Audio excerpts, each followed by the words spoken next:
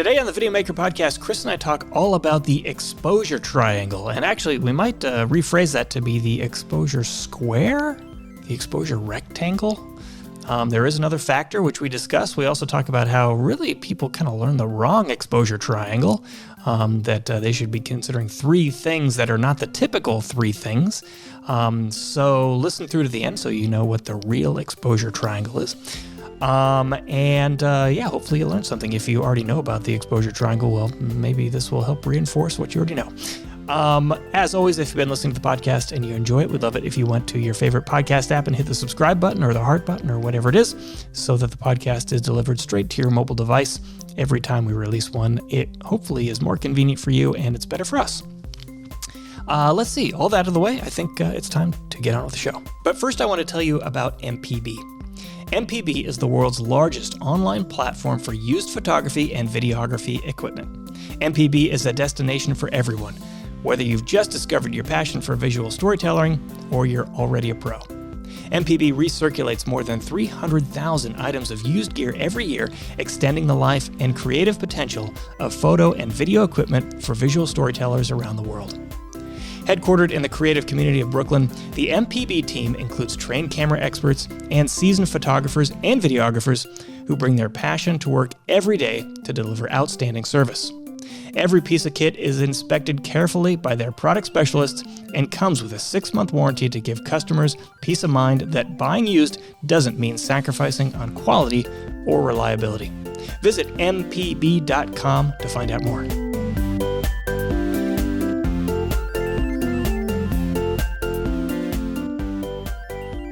Welcome to the Videomaker Podcast. I'm Mike Wilhelm, and with me, as always, is Chris Monlux. Hello. And Chris, I'm looking around the room for new gear, and I don't see any. No, new shirt. That's the only difference. Yeah. Okay. I'm not wearing Monterey, California. I'm not wearing the same shirt as I did for the last two podcasts. Am I wearing the same shirt? Yeah. Who knows? And I have a new coffee cup. New coffee cup. This is actually a new shirt. My wife bought it for me because on St. Patrick's Day, I had no green shirts to wear. And so my son had a fun time pinching me. And so she thought I should get him a green shirt. So you didn't go to Monterey? No, my wife did. Oh. I didn't. But I've been there many times, but not the time that we bought this shirt. Yeah. It's a cool shirt. Thanks. But everything else is the same. Which actually maybe that's maybe a thematic tie-in to our topic today, which is basically like fundamental stuff. Yes. And that's the exposure triangle. Yeah. This is one of those things, Chris, I don't know about you, but I learned the exposure triangle embarrassingly late in my video production career. Well, as videographers, we had a different exposure process in camcorders and in video cameras up until we started shooting, what was it, the 5D Mark II or whenever video started happening in interchangeable lens cameras. And that's when all of a sudden gain and ND aren't going to be enough to address what you're trying to do. And I quickly, it's never been terribly hard for me to understand. For whatever reason, I've grabbed onto it, but I've seen like coworkers who like were not using the interchangeable lens camera we had because of that. Like, no, I can expose really well. This is a great camera, but it's like, but you can't get shallow depth of field. They're willing to accept that just because they knew you can make that camera operate. And I totally understand that, because when it comes to working, you want to get the thing done right. You don't want to like be futzing or learning on location. And I think that there's, and we have actually two articles, right? We have like an exposure triangle article, and then we have like the real exposure triangle. So we'll talk about two different ones. They're actually the same one's just kind of an augmented version of the other. Yeah, so they call it the exposure triangle because there's three main factors that impact the exposure when you're capturing an image. And they're all related. Yeah. So they all can be connected in the way of you can adjust one, it'll affect the other, that kind of thing. Does it affect the other or just make it darker or lighter? I guess, it affects the outcome, but not necessarily the changing the number or anything like that. Yeah. So I guess before we dive in too deep, we should just cover what are these three things. Yeah, so ISO, which is used to be based on like film speed. And so you'd choose a film that was an ISO of based on what you knew you were going to shoot. You're going to shoot at night. You'd get a high ISO film. And now in digital cameras, it's pretty much the amount of power going to the sensor to brighten up your image. And the higher your ISO, typically, the more noise you have in your image. Yeah, that's right. And actually, there's another term for it, which some video shooters might be used to, which is gain. Gain, yes. Gain. And gain is like not measured the same way. So that's, be like +5 gain. So equating to what that is in ISO, I'm sure there's a calculation. I'm not sure of it. I've never really had to do that switch over, but yeah, it's pretty much that. Now we on like camcorders and stuff, there wasn't necessarily a lot of control over your F number, right? Like you could adjust it, but it wasn't really the difference between shooting at a low aperture and a high aperture a big F number wasn't as significant as you do with an interchangeable lens camera. Smaller sensors and all the rest, but that's getting a little too far ahead. So we have ISO, which is also gain, and then we have aperture, which is the hole left by the iris from your camera. So there's an iris that looks like an eye, the James Bond opening, right? Yep. And that the size of that opening gives you your F number, or in cinema language, the T number. That's right. So the ISO impacts the amount of light by the sensitivity. Yes. And the aperture affects the amount of light by literally, blocking or allowing light to come in to strike the sensor via an opening, large opening or small opening. Yeah. The larger the opening, the smaller the F number. Yep. And the last one is shutter speed. Shutter speed or shutter angle. We won't get into shutter angle, but that's just really, think about it, the amount of samples that are happening of that image that are happening in the shutter speed. Or in this case, it's like how much time is the sensor exposed to light? Yes. So there's how much light, how long does the light spend striking the sensor, and then how sensitive is the sensor? Yes. So all these three things affect the amount of, the brightness, basically, of your image. Yeah, or darkness, or whatever. Yes, exactly. Thinking about it. But they also have other effects in addition to how brightness, or how bright or dark it is. Yes. So like an aperture, a wide open aperture that lets in a lot of light, will also be a really shallow depth of field, which means you have a very small plane of area focus.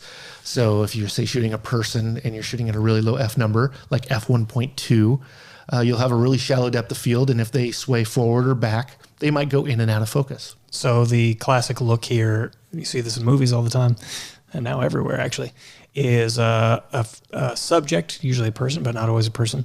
The part that's in focus is sharp, and the background is blurry. Yep. And the blurrier the background is usually the wider the aperture is. Yes, and the lower the number. And that blur is called bokeh or bokeh, however way you want to say it. And it is dictated by the amount of blades on the iris, which make up the hole, which is the aperture. Yeah, so actually this is a bokeh. Bokeh is how I've heard the Japanese say it, so I don't know. Okay. We should ask the French this, right? Is it a French term? I don't know if it is. Whatever it is. Yeah. It's most noticeable when you see like points of light, like a point of light that has gone out of focus tends to get this really wide open spot. It's like a big bright spot. It's a shape, right? And the more blades that are on it, the more round that bokeh will be. So I use Christmas lights are a good example of this. Say you're focused closely to something and there's Christmas lights in the background. They're going to be these big kind of twinkly circles. And they're nice. It's always nice to have some twinkly lights in the background, especially if they're all defocused. That's nice. Mm-hmm. And then the higher the aperture, so the larger the F number, and the smaller the aperture hole, or the iris hole, which is the aperture, the deeper your depth of field. So if you think about shooting sports or something like that, something that you might have difficulty shooting with a shallow depth of field, meaning the thing's moving a lot. You might want to have a deeper depth of field. And, you know, I think one of the biggest hangups that a lot of people have with shooting interchangeable lens cameras is they always go for that you know, nice blurred out background, but it's not necessary for everything. And it can add to the difficulty of achieving that shot, right? So if you're doing a walk and talk with somebody and you're shooting with a deeper depth of field, you're not going to have this push pull of the focus. Your subjects can be able to stay in focus as you walk along them, and you don't have to be there step by step. But the shallower your depth of field, the harder it's going to be to keep them in focus as you move, you know, ever so softly closer or backwards as you are doing the timing of the shot. And so those things can be difficult, but, you know, don't make it hard on yourself. If you're doing a handheld gimbal shot, you know, and you're having to use autofocus on your camera or something like that, you know, maybe shoot at a deeper depth of field. It'll make the whole thing easier to achieve, but it might not achieve the look that you want. So in addition to how difficult or easy it is to shoot, this is a stylistic choice, right? In terms of that blur in the background, you know, there's one factor of like, how cinematic do you want it to look? Yeah. And the shallow depth of field, you know, traditionally has had this sort of cinematic feel. It's less so nowadays because it's so easy to get with a consumer grade camera. Yeah. But at any rate, it still kind of looks cinematic. But in addition to looking cinematic, it's just a good way to obscure the background. Yeah. You see this a lot if you watch, and I don't watch a lot of these, but I swear, I promise, made-for-TV movies, where, you know, like you're watching some Lifetime movie or, you know, something on the Sci-Fi Channel.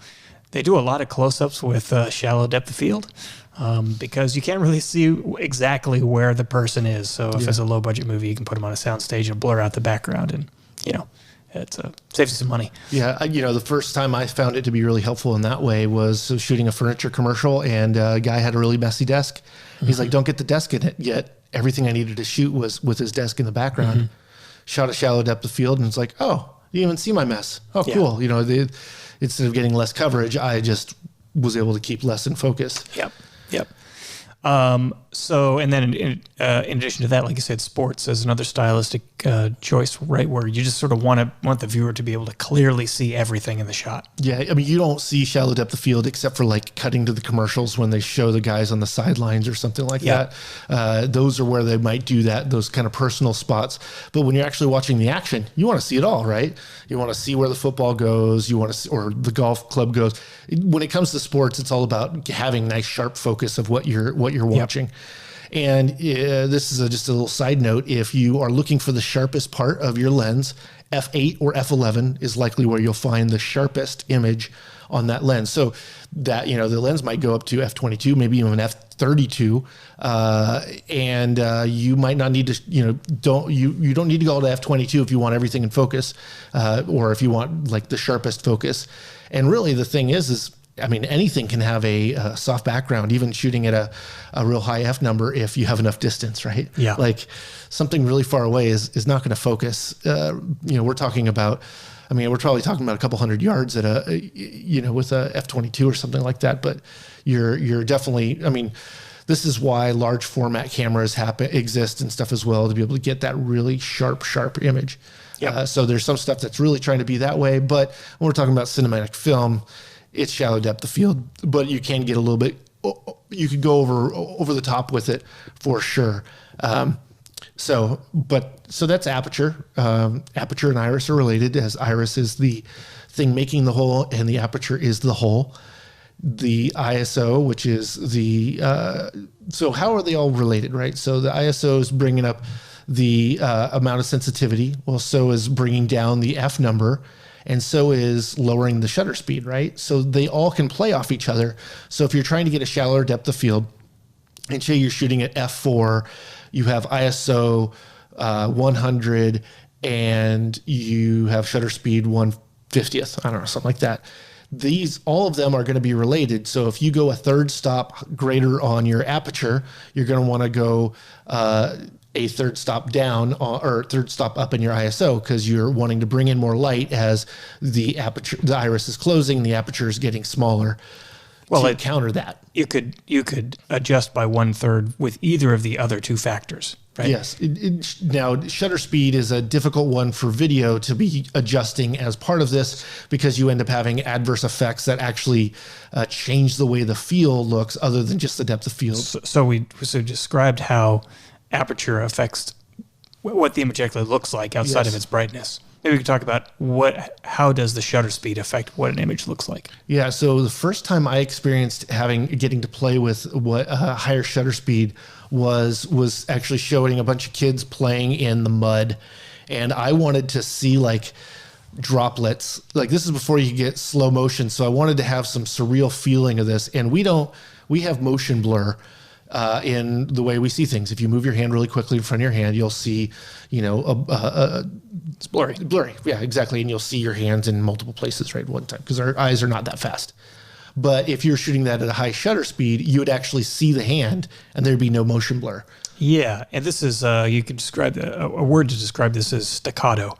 And if you imagine, someone waving their hand really rapidly, and you're watching it on a timeline, on a computer screen or whatever, and you pause in the middle of that action with a slow shutter speed, it will pause and the hand will be blurry. Yeah, there'll be motion blur in the moving areas. Yep, and if you pause on a high shutter speed, it'll be locked in time. Yeah, crisp. And so what this does is it allows you to see water droplets, because it's sampling such a quick amount of time that you see these water droplets.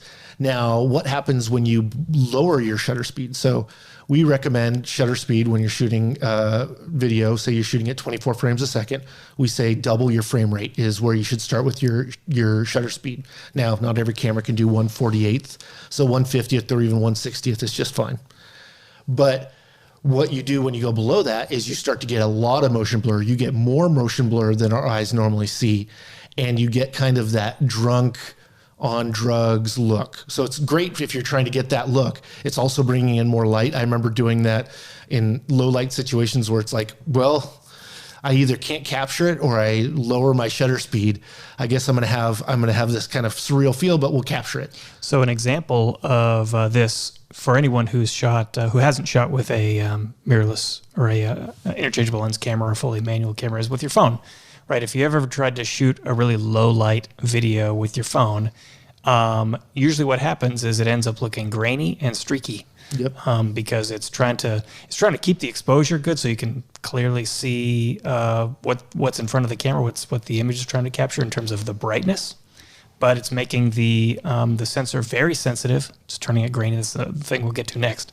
And also, it's lowering the shutter speed to allow light to soak into the sensor for more time, and you get this blurry, streaky look. Yeah, and so what goes along with that shutter speed, so like we were saying, we don't recommend changing it unless you're trying to. So if you're trying to get that motion blur look, or you're trying to get that, real staccato, which feels more like stop animation, it's real shuttery. And staccato, just like singing, you go, ha, ha, ha, ha. That's staccato, right? Think of the middle of Bohemian Rhapsody. That's staccato. Anyhow, is instead of doing that in video, we use an ND filter, and that's sunglasses for your lens. I mean, there's no really big anything outside of that. All it is a tint in front of your lens so that you don't have to compensate for the amount of light that's coming in. So this is only a problem when you have an abundance of light and you want to shoot at a wide open aperture, because you want to have a shallow depth of field, but there's an abundance of light. You're just going to need to deal with that abundance somehow. So actually, before we get to that, maybe we should just describe what happens when you adjust your ISO. So what do you mean, like in the way of the image? Yes. So if you are shooting on a mirrorless camera, usually you can get, we shoot, if you shoot in stops of light, which is usually 3 clicks on any camera. If you're controlling the aperture, the ISO, the shutter, anyway, 3 clicks will take you 1 full stop, and that's stop increments. And what that talks about is having or doubling the amount of light. And so if we do, we start at ISO 100. If we wanted to be 1 stop greater in light, so double the light, we go to ISO 200. Okay, that's not enough light. We want to double the amount of light, ISO 400, right? So on a mirrorless camera, you can go usually between ISO 3200 and ISO 6400 before noise is introduced in the picture. This is visual noise. This is like dancing dots on the screen. Yeah, I mean, this is, if you look at old, like I think there's a really good Kurt Cobain picture of him smoking a cigarette in black and white. There's all sorts of grain in it, and it's beautiful and we call it grain in photos. And it's noise in video because it actually moves and it's distracting. So yes, there can be some noise that is grainy. And of course there's plugins to try to make your noise grain. I think grain is a film term, not necessarily a stills term. So you can have film grain in a moving film shot. Yes. But you wouldn't, they just don't call it noise in a photo because you only have one frame. And so the noise isn't distracting. It's still noise if it's on a digital camera. So you find out at what point your camera noise is introduced into the image, and the noise starts dancing around, and at a certain point the color shifts, and then the noise starts to become real noticeable and will detract from your shot. And or if you try to get rid of it, it usually does it through making your shot less sharp. It's through trying to sharpen or trying to fix that, and usually it's with a loss of sharpness. So an ISO, cranking your ISO will be able to make up for the lack of light in a scene, but it's at the expense of noise. That's right. So you have basically a limit. Yeah. You really don't want to go past whatever your camera can handle in 3200, 6400 or so. Yeah. What I mean, we test this with every camera that we bring in here. DSLRs, for whatever reason, like 1600 is like their top. Talk to any Blackmagic camera, it's like 800, 1600. But like every Sony camera, ISO 6400, every Panasonic camera around the same 32, the mirrorless Canons, same thing. So there's definitely a more sensitivity with those cameras when it comes to noise and ISO and how those relate to each other. And you can see that if you're increasing the amount of light from your ISO, that can counter whatever you're doing with your aperture, and also, or the same way to counter the amount of the less light that you're letting in by increasing the shutter speed. So that's why we call it a triangle, because when you change one, it affects the other in the way it's to get proper exposure. Yeah, if you want proper exposure. If you want proper exposure, you can make all those adjustments. So I've had times where I'm shooting a scene, it's like, oh, it's not I want a shallower depth of field. Okay, so then you have to consider, okay, what aperture can I go down to, or what do I want to go to? And then how far is that from where I'm at? And then being able to adjust that by increasing or decreasing one of the other controls to gain and keep proper exposure. So that means you can shoot at a whole bunch of different F numbers, the same shot, by just adjusting these three controls and not adjusting anything else. And you get more depth of field, or you'll get more noise in the image, or whatever it is. And that'll help you with whatever your situation is. Because you're either dealing with this in a situation where you're trying to be deliberate, where you're trying to do some shot that looks like X or Y, or in most of my cases, you're doing it to address the situation that you're in, and it's the amount of light or the lack of light that you have to deal with and adjust. Now, a lot of times it is through communicative. Okay, I need this to be shallow depth of field. What do I need to do to adjust that? And the nice thing as well that we have today that we didn't have in abundance 5 or more years ago is dimmable lights, which make it a lot easier to go, oh, I don't have to actually change the exposure in the camera. I can actually just dim the amount of light or increase the amount of light. So that's another thing that you can do to adjust the exposure, is deal with the amount of abundance of light or lack thereof. So maybe we can circle back now to neutral density. Yeah, neutral density. So we were talking about the exposure triangle because there's 3 factors for exposure, but actually there's kind of like a phantom 4th factor, which is the neutral density. And neutral density is a type of filter that goes in front of the lens. Like you said, it's sunglasses for your lens. And this really comes into play when you would like to achieve a shallow depth of field, but like you said, an abundance of light that you really can't do anything about, right? And that's mainly like outdoors when you have to deal with the sun. Yeah. Usually, like you say, you want to keep your shutter speed where it is. I mean, if you needed to darken it and you didn't care about your shutter speed, you could crank it up to 1,000th of a second or something. But I've done that, but you do get it at the cost of getting staccato video. Yes, exactly. So you typically want to leave your shutter speed where it is. And ISO has a limit on the downward scale, right? So you can turn it up into the hundreds of thousands these days if you wanted to, but it doesn't go any lower than 100. 50 sometimes? Yeah, sometimes 50 or 64. Yeah. And honestly, I don't live in those spaces much. Usually most cameras start at least at 100. Yeah. So that's kind of where I think about when I use cameras. It's kind of surprised sometimes when you're like, oh, I have a little bit more. Yeah. So if you want less light, you're not going to be able to turn your ISO down any more than that. Yeah. So the only thing that's left is closing down your aperture, and then it kills your depth of field. Yeah, and so this is the same thing as what we were talking about with dimming a light.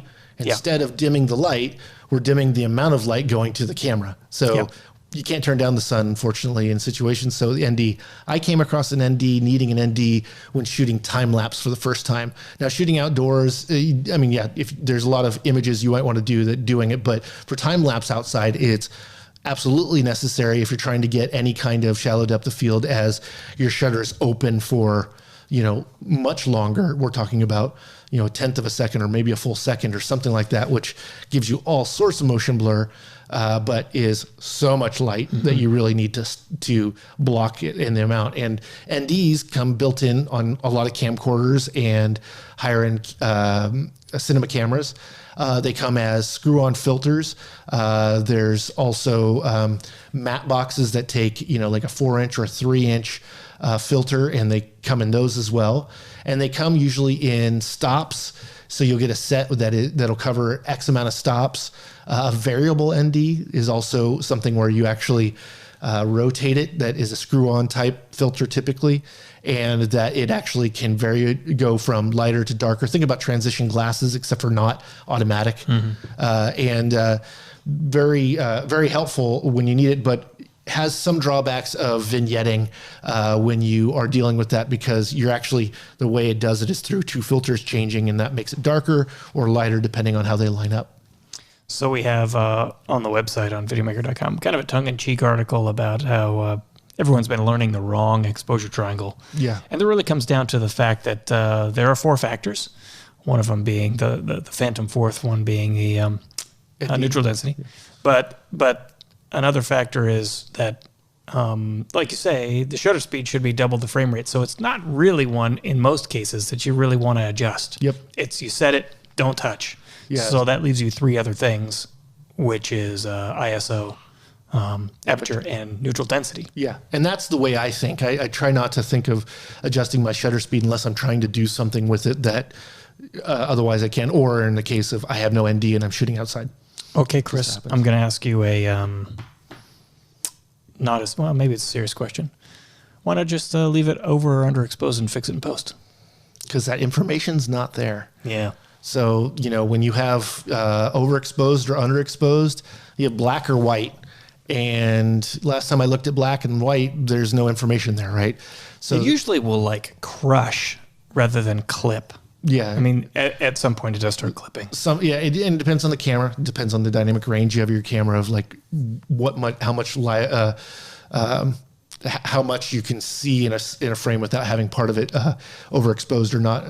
But I'd say most people are dealing with, under 10 stops of dynamic range. And with that, I mean, our eyes are just amazing when it comes to dynamic range. So you're having to make choices about your exposure that might not be perfect for everything in the image, in the frame. I mean, the idea here is sometimes you'll have a dark subject, but you'll have a bright sky. What do?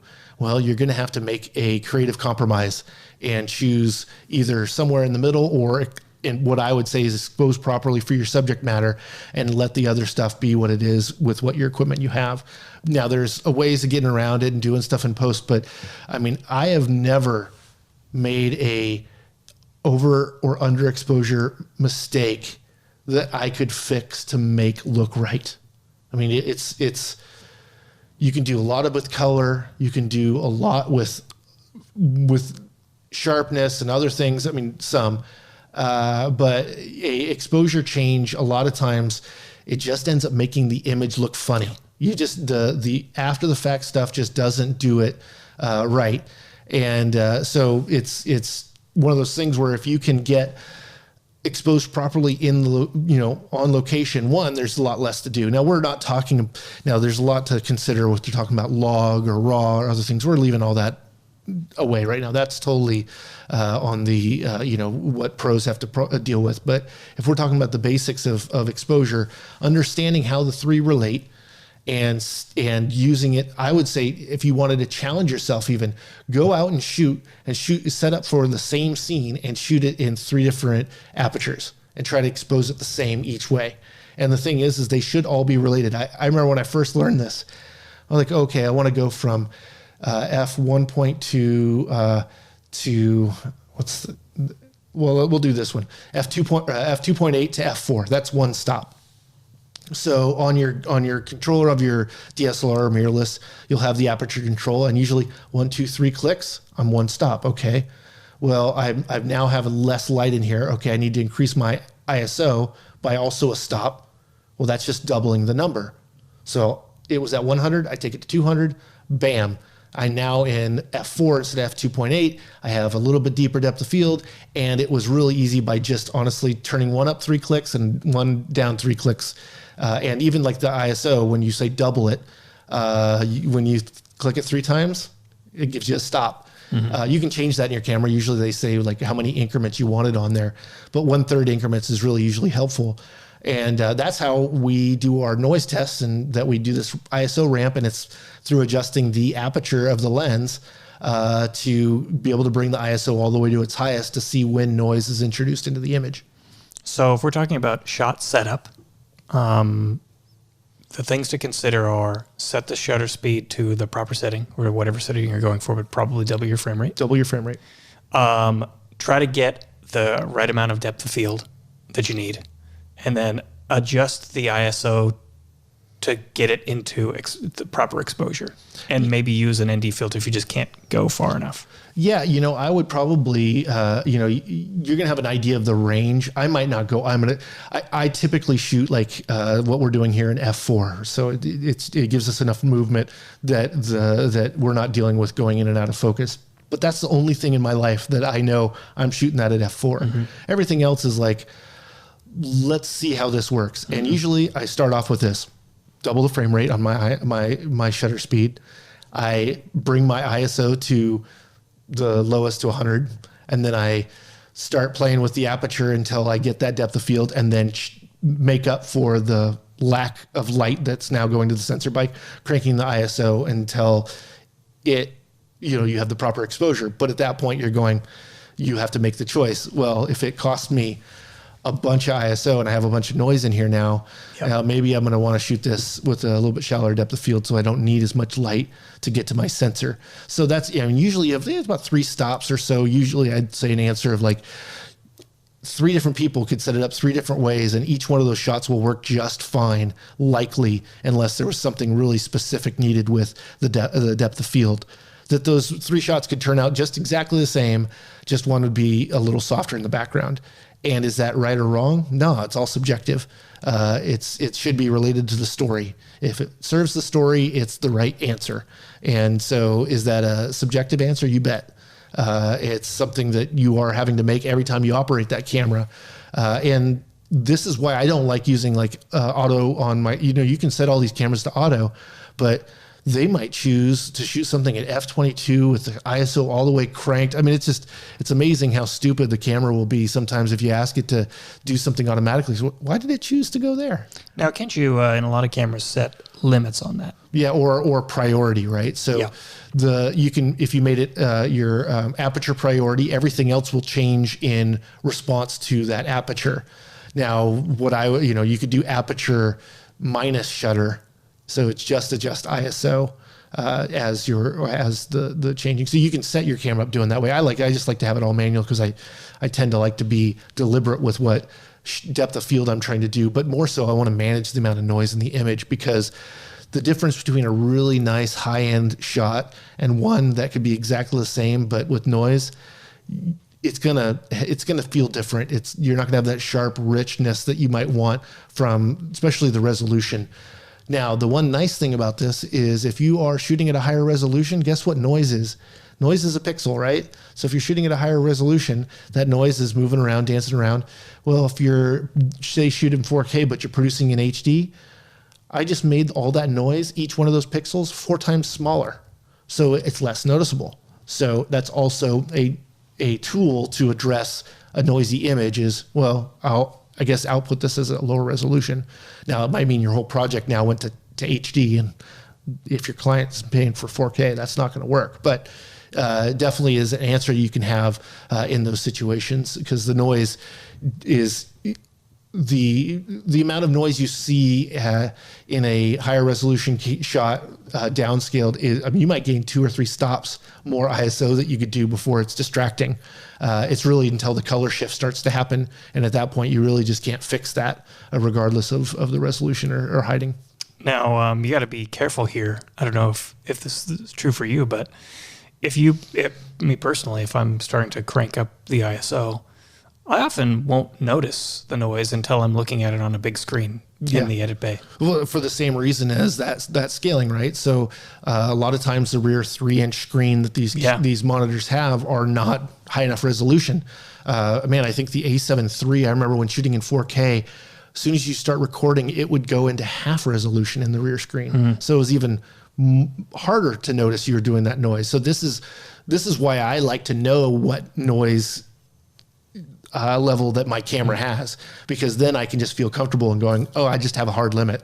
Or you can actually set the camera, don't go above 64 ISO, and it's not even an option. You're 6400. And you could also use the digital zoom focus assist to get a close-up look at the noise. Yeah, and you're going to see noise in the shadows and the dark spots easier. Yeah, it's always going to be easier to see in the dark spots. So if you're looking for it, go look for your darkest part of your scene and see how that looks when you're doing the magnification. But still, it's hard. That's something that a 5-inch screen is actually big enough to be able to tell that, but a little 3-inch screen is definitely not serving you well when it comes to some sharpness, and then of course, obviously, this noise. Yeah, so, as we've been talking about all these things, I'm just thinking this is maybe going to be kind of difficult for people to understand if they're just listening to this. Really, it's helpful to see examples here. Yeah. And actually, even with that, looking at examples, it sometimes can be, imprecise because cameras don't match one another in terms of especially their noise. Yeah. But if you've followed us so far, good work. But if you're having a hard time here, I recommend hopping on YouTube or something and Googling depth of field, Googling ISO noise, and Googling shutter speed, motion blur, to see exactly how this works. So, Chris, before we close out, I want to give you a trivia question. Okay. I'm not ready for this trivia question. We'll see if you get to stump me. Okay, what does ISO stand for? I don't even have the foggiest. I don't even know it's an acronym, huh? It is an acronym. What does it stand for? International Standards Organization. Wow. Yeah, it tells exactly. You nothing. It's like the most generic. It tells you nothing about it. It kind of reminds me of USB. I don't even know what USB stands for, but something's Universal Serial Bus. Oh, see, USB definition. See, that actually helps you. Whereas the other one's like, we'll just give an acronym for our name and then we'll make it represent something. I got it. Universal Serial Bus. Nice. And that's, I guess, still true. So. Yeah. Okay, so that is the exposure triangle. Thanks, everyone, for tuning in. Catch you next time. Big thanks to everyone for listening. Big thanks to MPB for sponsoring. As always, if you've been listening to the podcast and you like it, we'd love it if you gave us a written 5-star review on Apple Podcasts. It's a big help for us. We would love to see that. So for Chris Monlux and everyone here at Videomaker, I've been Mike Wilhelm, and you've been listening to the Videomaker Podcast. We'll catch you next time.